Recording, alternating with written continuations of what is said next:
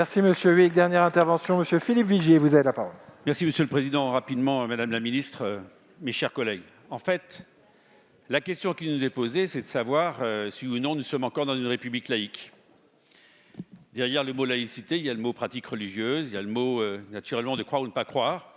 Il y a aussi la possibilité, et c'est la raison pour laquelle nous ne voterons pas cet amendement des Républicains, c'est la possibilité pour ces femmes émancipées qui ont fait le choix, si elles sont majeures. Parce qu'en fait, lorsqu'on parle des étudiants, nous sommes naturellement avec des hommes et des femmes qui, pour leur immense majorité, sont majeurs. Donc le problème, c'est celui de la liberté. Est-ce que, oui ou non, ceux qui portent ces signes, naturellement en liaison avec une religion, ils ont la liberté de pouvoir le faire ou de ne pas le faire? C'est la question qu'il faut se poser. Mais est-ce que vous ne croyez pas, et c'est la raison pour laquelle je diverge avec les collègues républicains, que si on leur interdit, ça va être une forme de victimisation qui va s'installer, alors qu'on veut rappeler justement les principes républicains d'insertion, d'intégration. Notre collègue Lagarde le disait très bien tout à l'heure, des débats politiques. C'est là où, à l'université, où les idées philosophiques naissent, c'est là où il y a cette contradiction politique, c'est là où il y a le caractère qui se forme pour affronter la vie.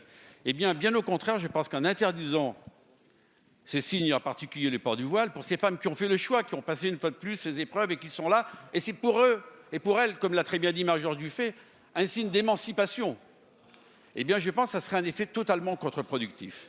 C'est la raison pour laquelle nous ne sommes pas du tout dans la sphère, naturellement, de la loi de 2004, mais là, avec ce texte et avec cet amendement, nous risquerions justement de faire chemin contraire. Et c'est parce que moi, je ne veux pas plus de séparatisme, mais beaucoup plus d'intégration, que je souhaite vraiment que l'on continue de leur laisser la possibilité de le faire, parce qu'elles sont adultes, parce que c'est leur voie de l'émancipation, et c'est la capacité pour elles à dire « je choisis la liberté d'expression qui est la mienne ».